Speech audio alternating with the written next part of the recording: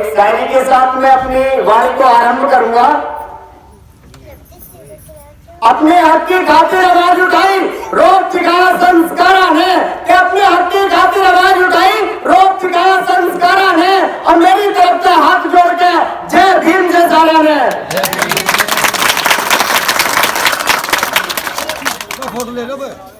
देखिए, जो साथी मुझे जानते हैं, जो नहीं जानते, मैं अपना परिचय दे देता हूँ। मेरा नाम कुलदीप सम्राट है। आपके पास गाँव सातलपुर बीच से मैं आता हूँ। अगर आपके भाई की आपको कहीं की जरूरत पड़े, शासन प्रशासन हर प्रकार से आपके साथ देगा। और सबसे पहले आप सभी को परमोदिसत बाबा साहेब डॉक्टर भीमराव अम्बेडकर जी की 133वीं जन्म जयंती की बहुत बहुत बधाई और गृह बधाई।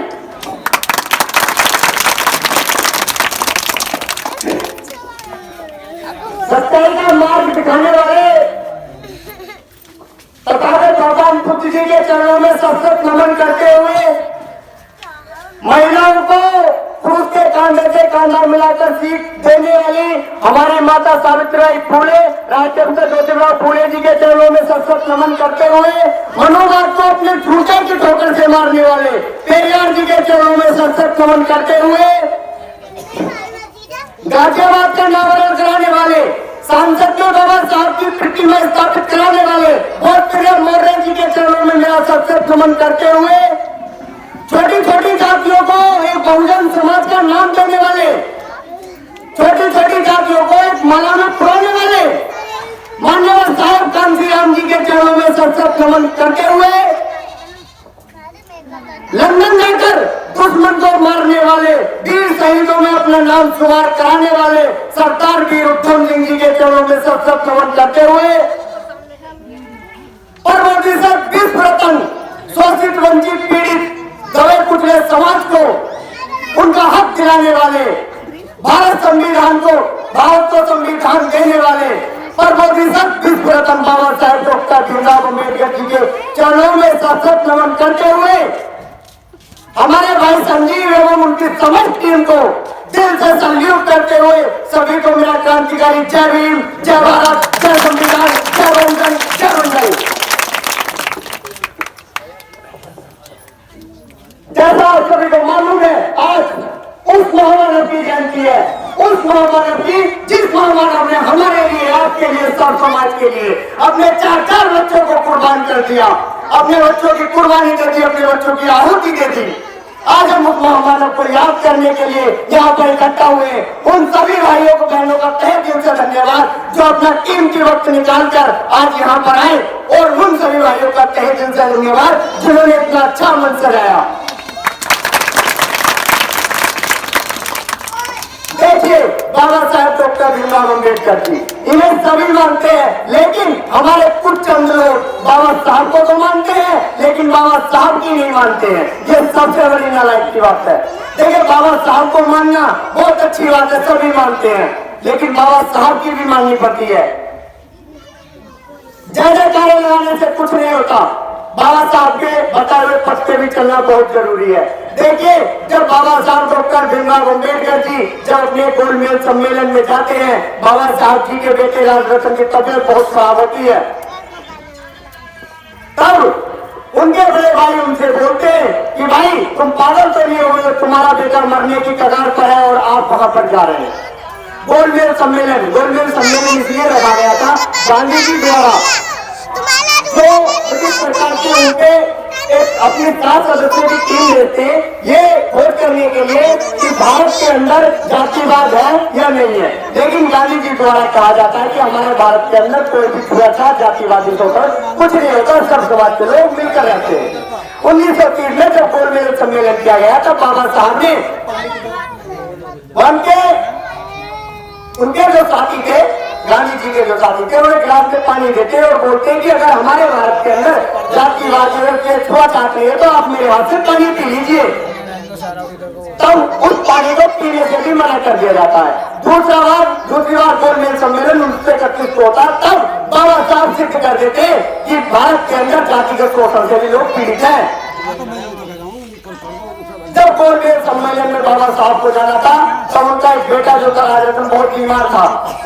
तब भी जब उनके भाई ने बोला कि तुम कहाँ जा रहे हो? आपका बेटा बहुत बीमार है, मरने की कगार पर है। तब बाबा साहब ने कहा था कि अगर मैं आज इस बच्चे के लिए रोक गया तो मेरे लाखों करोड़ों जो बच्चे हैं वो अपने शोषण, अपने हक और अधिकारों से वंचित हो जाएंगे। अगर आज किसी के भी बेटे को बुखार आ जाए तुरंत 1 मिनट नहीं लगेगा, डॉक्टर के पास चला जाएगा, बड़े से बड़े हॉस्पिटल में इलाज कराएगा। लेकिन बाबा साहब डॉक्टर भीमराव अम्बेडकर जी ने अपने 4 बच्चों की कुर्बानी मात्र इसलिए दे दी कि जो आने वाला समाज है, आने वाली जो पीढ़ी है वो जिस चीज से मैं पीड़ित हूँ, आने वाला समाज इस चीज से पीड़ित ना हो।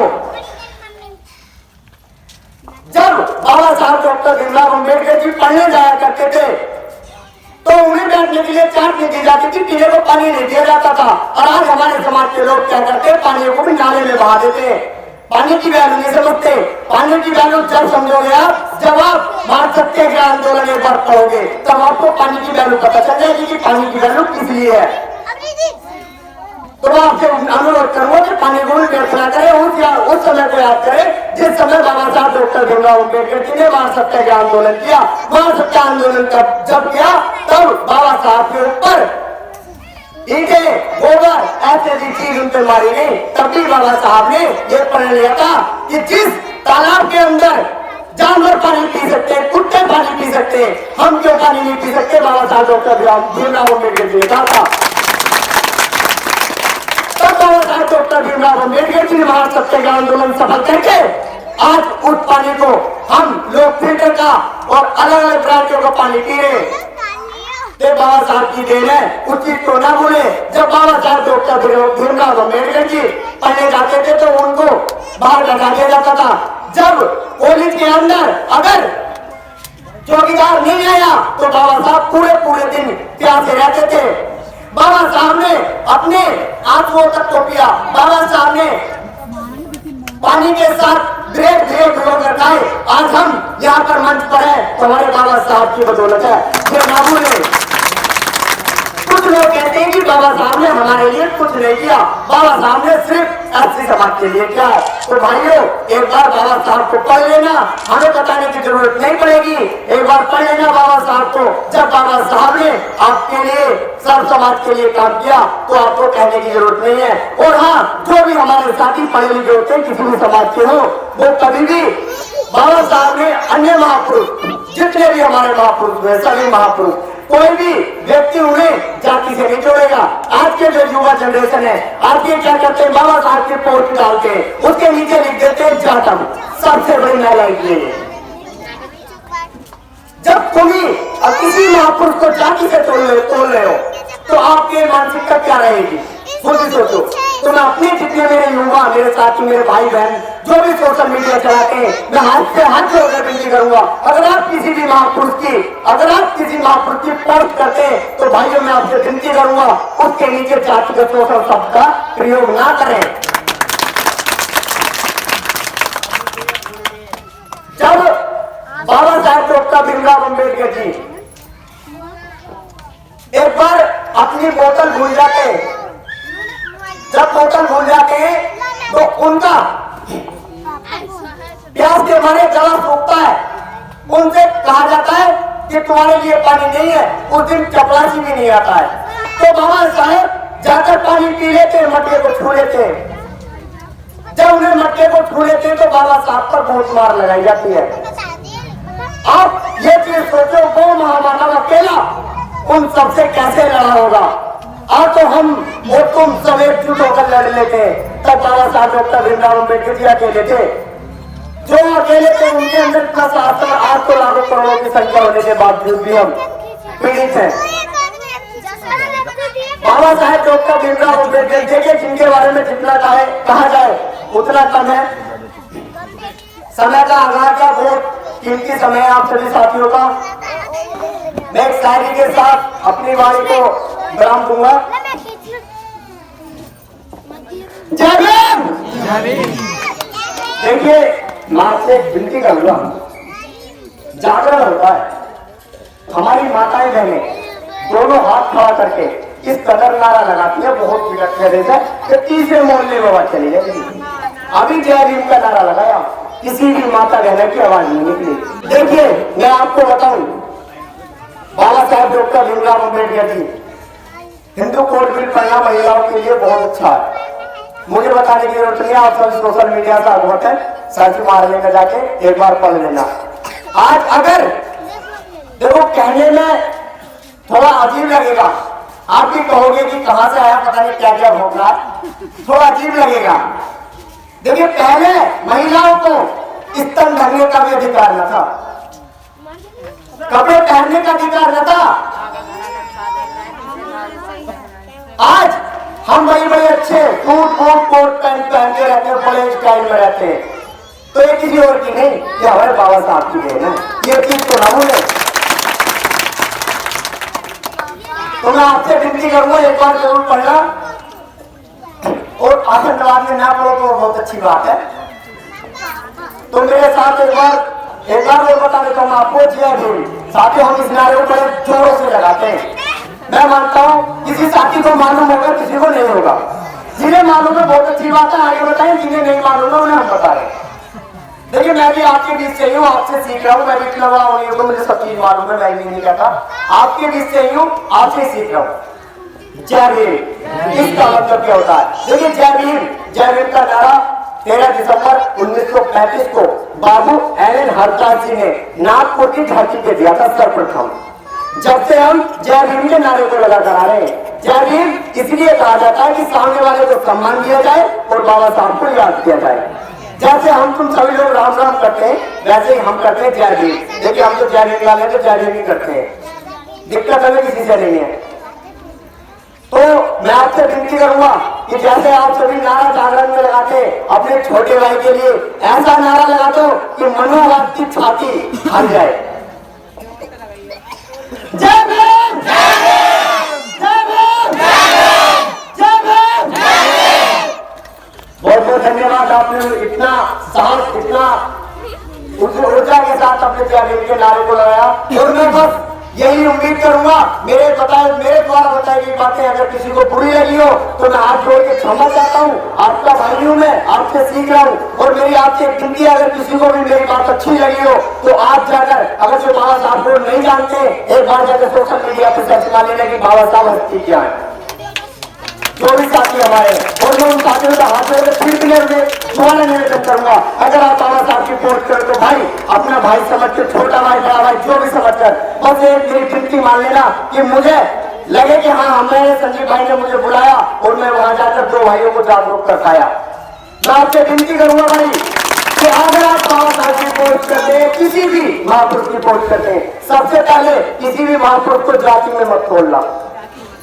अगर जयंती महाराणा प्रताप जी की मनाई जा रही है तो भाग लो, दिल खोल कर भाग लो, क्योंकि हमारे देश को आजाद कराने में महाराणा प्रताप जी का बहुत बड़ा योगदान है, बाबा साहब का बड़ा योगदान है, महात्मा गांधी जी का बहुत योगदान है। तो किसी भी महापुरुष को हमारे जाति से मत तोड़ना, मत मैं आपसे विनती करूंगा।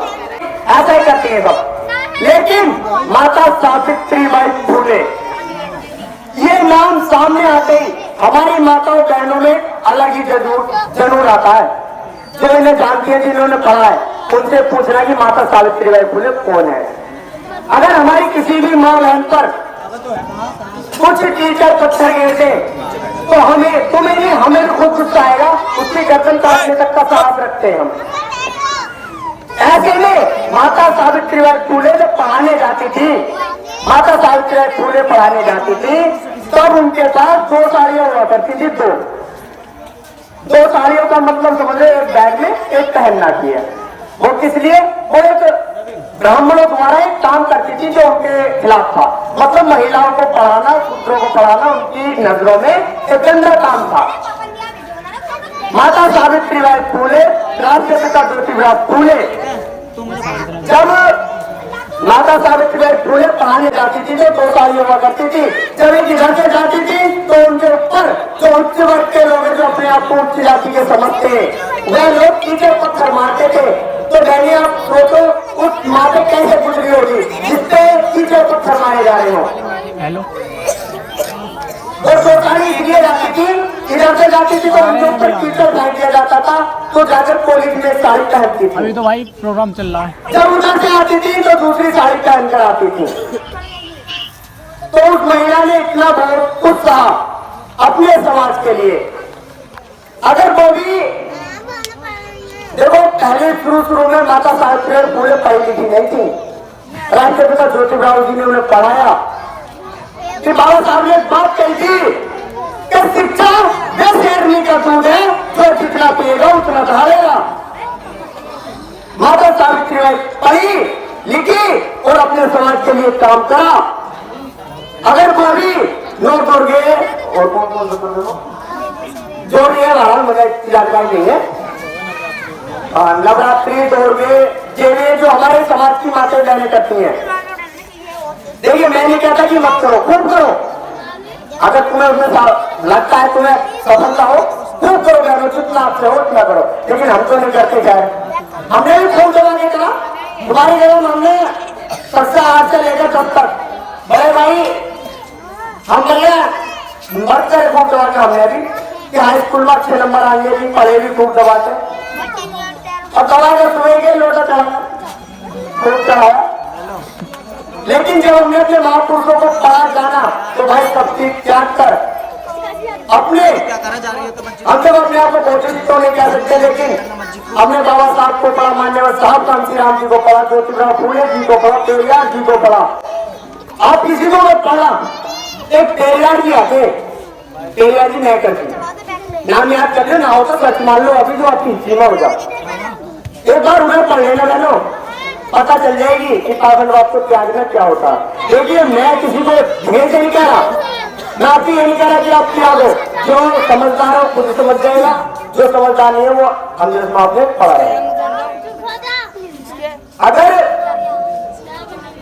कुछ भी चीज किसी में भी पूजा पाठ करने से अगर हमें सफलता मिलती तो मैं मानता हूँ मंदिर का पुजारी उच्च स्थान पर होता। लेकिन आप तो वैसे भी उच्च स्थान पे हैं, जिन्हें पूजा करनी चाहिए शासन चला रहे हैं तो उनका भी सही है, साधु बनो शासन राजनीति बढ़ जाओ।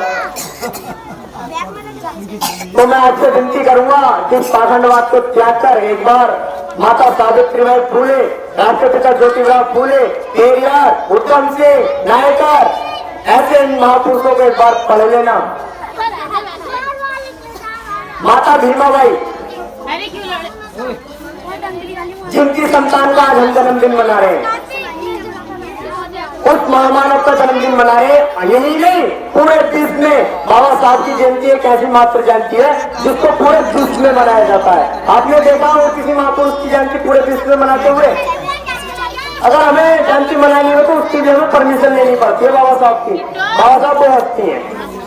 तो आपसे मैं विनती करूंगा बाबा साहब को एक बार पढ़ लेना, पेरियार जी को पढ़ लेना, माता सावित्रीबाई फूले, फातिमा शेख और अन्य बहुत महान पुरुष देवी हमारी, जो नौ दुर्गे तुम करते हो, नौ हमारी देवी है।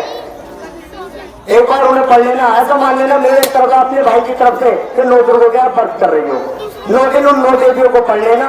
बस आप जो आने वाली आपकी पीढ़ी है, जहां आपकी शादी होगी, अगर आपके ऊपर शोषण करता होगा ना, वो मुर्गा बन के आपके पैरों के नीचे होगा। अगर आप उन्हें पढ़ लोगी तो, अगर आप शिक्षित नहीं होगी, आप पे लठ मिलेगा, आप अपने घर को फोन करोगी, भैया मैं मार दी, पापा मैं मार दी। बस जाहिर सी बात है, आपको हंसी आ रही है दीदी, कोई नहीं, लेकिन ये सत्य है। अगर तुम ये पढ़ लोगी तो उसको उल्टा लठ फेर दोगी कि तू मुझे किस अधिकार से मार रहा है। तो मैं आपसे बस यही विनती करूंगा, समय का बहुत आ रहा था, मुझे भी अभी होना जाना है। और भाई संजीव जी का बहुत बहुत धन्यवाद जिन्होंने मुझे याद किया। मैं आपको एक चीज और बता दूं, आपका भाई अगर आपको कहीं भी किसी भी बहन भाई को अगर जरूरत पड़ती है, संजीव भाई के पास मेरा नंबर है। अगर वहां से नंबर न मिले, आप कुलदीप सम्राट यूट्यूब पे सर्च मारना, इंस्टाग्राम पे सर्च मारना, आपको वहां से मेरा नंबर मिल जाएगा। बस आपसे मैं एक विनती जरूर करूंगा, बस फोन करो तो काम से करना, ये मत कहना कुलदीप खाना खा लिया था। मैं भी पैसे हो जाता हूँ फोन चाहते जाते। तो मैं इतनी विनती करूंगा, अगर आपको कहीं भी रात आधी रात कहीं भी जरूरत पड़े, एक बार अपने भाई को याद करना, नंगा ही कहीं नंगे पैदल से कैसा भी आपको हर हालत में आपका साथ देने के लिए तैयार मिलेगा। हालत कैसी भी हो, शासन प्रशासन जैसी भी, अगर आपको कहीं भी जरूरत पड़ेगी, आपका भाई ये वादा करके जाता है आपसे, कहीं भी जरूरत पड़े आपको, आपका भाई आपके लिए तत्पर रहेगा। इसी के साथ एक शायरी के साथ मैं अपनी वाणी को समापन करूंगा। कि बाबा साहब मेरी विनती, मेरे सर पर तुम्हारा हमेशा हाथ रहे, कि बाबा साहब मेरी विनती, मेरे सर पर हमेशा तुम्हारा हाथ रहे, मेरा नाम रहे कुंजी सम्राट, दादा सेन सिंह साहब परिवार रहे, कोई पूछे मेरे बारे में तो गांव साजलपुर बीच बता देना, जब मैं मर जाऊं मेरी समाधि पर तुम जय भीम लिखवा देना। जय भीम, जय भीम, जय भीम, बहुत बहुत धन्यवाद डॉक्टर टीम का और भाई संजीव जी का, आपने हमें याद किया। जय भीम, जय भारत, जय संविधान, जय बहुजन, जय मूल्यवाद।